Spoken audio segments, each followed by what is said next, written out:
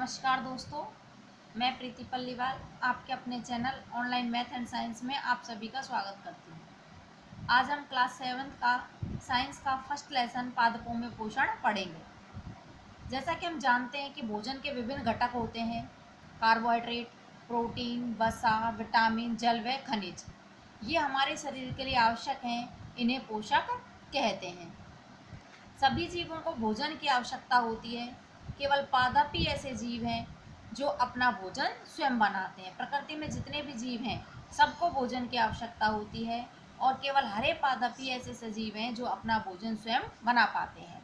अन्य सभी प्राणी भोजन के लिए प्रत्यक्ष या अप्रत्यक्ष तरीके से पादपों पर निर्भर रहते हैं। प्रत्यक्ष तरीका, अप्रत्यक्ष तरीका ये क्या होता है?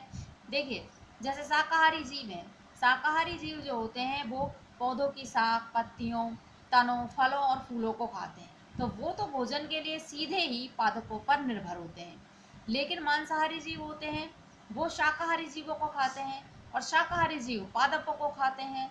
तो जब शाकाहारी जीव पादपों के भोजन को करेंगे, पादपों को अपना भोजन बनाएंगे, तब वो वृद्धि करेंगे और जब शाकाहारी जीवों की वृद्धि होगी तभी मांसाहारी जीवों को भोजन उपलब्ध हो सकेगा। तो इस तरह से मांसाहारी जीव अप्रत्यक्ष रूप से भोजन के लिए पादपों पर निर्भर रहते हैं।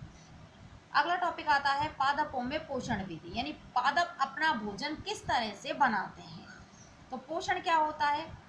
सजीवों द्वारा अपना भोजन ग्रहण करने व उसके उपयोग की विधि को पोषण कहते हैं। कि कोई भी सजीव अपना भोजन कैसे ग्रहण करता है, कैसे उसका उपयोग करता है, इस विधि को हम पोषण कहते हैं।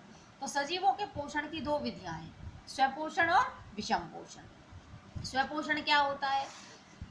स्वपोषण पोषण की वह विधि है जिसमें अपना जीव अपना भोजन स्वयं बनाता है। यानी यदि कोई भी सजीव अपना भोजन खुद बनाता है तो वह पोषण स्वपोषण कहलाता है। और ऐसा सजीव जिसने अपना भोजन खुद बनाया है वह स्वपोषी कहलाता है। प्रकृति में केवल हरे पादप ही ऐसे जीव हैं जो अपना भोजन स्वयं बनाते हैं, अतः हरे पादपों को हम स्वपोषी कहते हैं। दूसरा आता है विषम पोषण। विषम पोषण क्या होता है?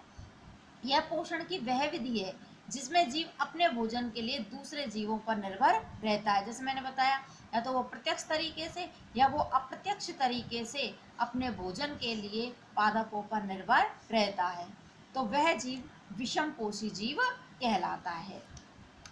अब आती है स्वपोषण की एक विधि होती है प्रकाश संश्लेषण विधि। यानी हरे पादप स्वपोषी हैं तो वो किस विधि से अपना भोजन बनाएंगे?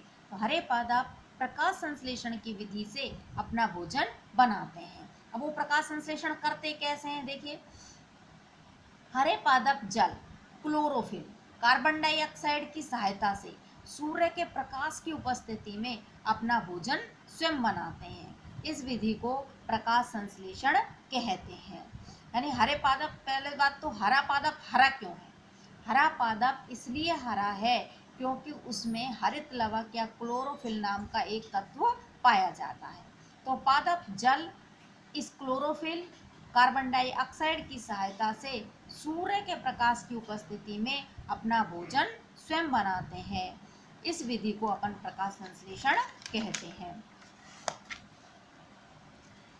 पादपों में प्रकाश संश्लेषण का कार्य पत्तियां करती हैं।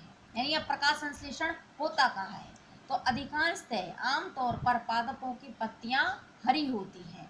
यानी पादपों की केवल पत्तियों में ही क्लोरोफिल पाया जाता है, तो ये पत्तियां ही प्रकाश संश्लेषण का कार्य करती हैं। लेकिन कुछ पौधों में पत्तियों के स्थान पर तना भी हरा होता है। जिन पौधों में तना हरा होता है उनमें भी तने में क्लोरोफिल पाया जाता है, तो वो भी प्रकाश संश्लेषण का कार्य कर लेते हैं। जैसे नागफनी का पौधा है, नागफनी के पौधे में, नागफनी का पौधा कुछ इस तरह से होता है।